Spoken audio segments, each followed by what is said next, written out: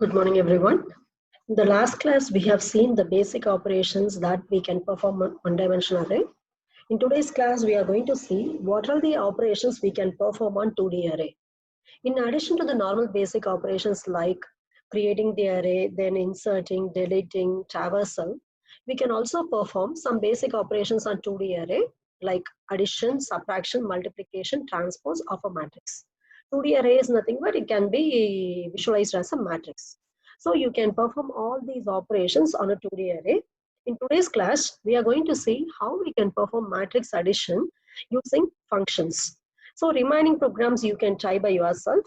Let us see today's program, that is matrix addition using functions. So now we are going to see how to perform matrix addition using functions. Can anyone tell me what is the advantage of going for functions rather than doing the normal program?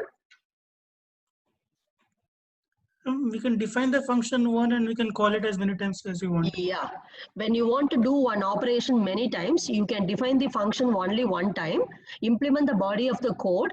Wherever you want to perform the operation, no need to write the code multiple times. You can simply call the function by specifying the name alone in one line. It will do the entire work for you.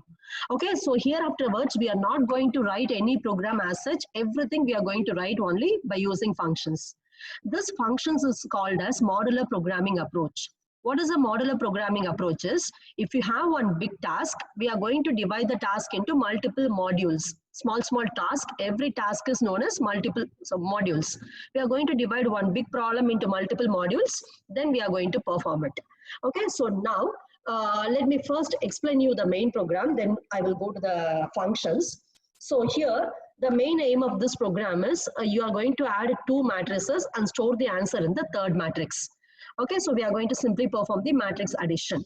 So first we are going to declare the three arrays, 2D matrices for storing all the three matrices. Then we are going to give row index and column index. So here, actually in matrix addition, we have the condition both the matrices dimension should be same. I am not checking those conditions now. If you want to implement everything while you are practicing, you can implement. Check whether the number of rows in both the matrices are same and number of columns in both the matrices are same, then you can continue. Okay, so first from the user, I am getting the number of rows and number of columns of both the matrices. After getting the rows and columns, I am going to read the matrix now. So you know that if you want to read a matrix, you have to write two for loops. Why two for loop is required is matrix is a 2D array. Okay, number of for loops is equal to number of dimensions. Okay, since matrix is a 2D array, we will write two for loops. Now, here I am not going to write the for loops in the main function. Instead, I am going to write the function to read the matrices. So now I am going to call the function here. In my input, I have two matrices A and B. So I have to call the function read matrix two times. One time to read the matrix A and another time to read the matrix B. So first, I am going to call the function read matrix. Okay, so remember, whenever you call this function, it will read the elements and store it in the matrix A or array A. Okay, so you have to pass as usual the array where you want to store the element. Second, you have to pass how many rows and how many columns are there in the array, because in the main only we are getting those values. We are not going to get inside the function. So you are going to pass them to the function here. So I am calling the function read matrix A, row, column. A is the 2D array. Similarly, to read the matrix B, I am going to simply call the function again, the read matrix function again, but now I am going to pass the second matrix B. Okay, simply pass the name, don't write the square bracket here. Okay, when I read the data, then I am going to call the function add matrix. If you see the function add matrix, this function is going to add two matrices A and B and store the answer in the third matrix. Okay, so you need to pass now three matrices to this function A, B, C. In addition, you have to pass how many rows are there, how many columns are there. So to the function add matrix, totally pass 5 arguments. After that, you are going to print the elements. To print the elements also, you are going to write two for loops. Then you are going to write the printf statement inside that. Now I am going to write everything in one third function. That function name is called print matrix. Now I am going to call this function 3 times. Okay, one for printing the matrix A, another for printing the matrix B, and another time for printing the matrix C. So you call this 3 times. Every time you pass the different matrix as a first argument. And second argument and third argument are same because in addition dimensions are same. Okay, so this is my driver function. That is the main function. Okay, now I am going to write the three different functions now. So totally I am going to write 3 functions for reading, adding, and then printing.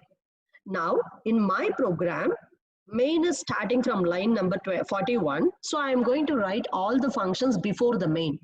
Okay, so I am not going to write prototype. Suppose if you write your functions after the main, please write the prototype. Okay, I am going to follow this way only. I am not at all going to write my functions after the main. I will always write my functions before the main. Okay, so let us see our first function. The first function is for reading the matrix. Let us now focus on the arguments. This is very important. Focus on the first argument. Matrix is a 2-dimensional array. So you are going to write now 2 square brackets. If you consider the 1D array, we did not mention any size in that. We have simply written int a 1 square bracket open close. But remember students, if you want to pass 2D array to a function, the second dimension, that is the number of columns, you must write a number. If I write a 2 square brackets empty, I will get compile time error. Okay, either you can write 10 in both the dimensions, that is a of 10 10, you can write, that is correct. You can write a of like this 1 empty square bracket 110, that is also correct. Or otherwise you can write only these 2 methods. Suppose if I write a of 10 1 empty square bracket, what will happen is I will get error because the second square bracket I must fill the data. If I write a of 10 then 1 empty bracket, then I will get error. Similarly, if you are leaving both the square brackets empty, there also you will get error.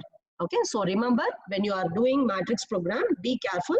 The second dimension is must. Okay, then I am specifying number of rows and columns. As I already told you in the morning, since you are passing the address by array by address, whatever changes you are doing inside the function, that will be automatically reflected in the main function also, and it will be automatically reflected in the other functions also. So no need to return anything. Okay, so my return type is void. Now you know the for loop, it is very simple. We want to read 2 dimensions.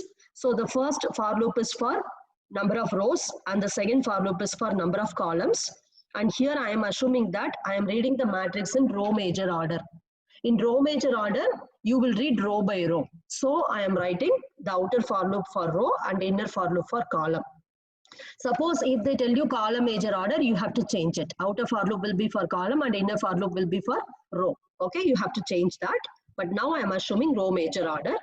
I am using scanf %t to read all the elements one by one. Okay, so this is a read matrix function. Okay, the important point here is the second dimension in the matrix. Now, the second function we are going to write for addition. Here you are going to pass 3 matrices A, B, and C. So I am passing all the 3 matrices with the second dimension as 10. Then simple steps within 2 for loops, I am going to write C of ij is equal to A of ij plus B of ij. And remember, many of you are practicing your programs in online compilers. In case of online compilers, just focus on line number 19.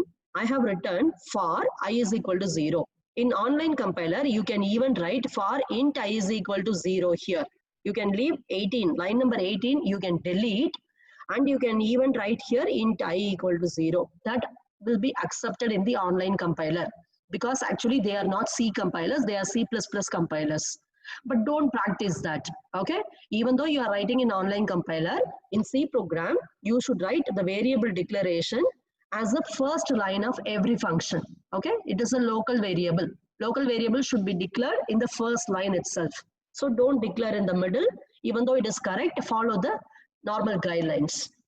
So this is for the addition of matrices. Then we are going to print the matrix. For print matrix, pass only one matrix as the argument because you are going to print only one matrix. Then pass the number of rows and number of columns. As usual, write the print statement. Okay, always remember when they ask you to deal with matrix and data structure, you have to print the elements in one row with the tabs separated.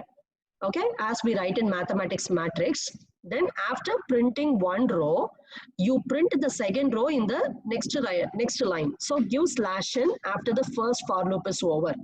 Some of you may be printing in the same line and you will show that there are 9 elements totally you can count. But you have to display the matrix in the prescribed format only. So please follow.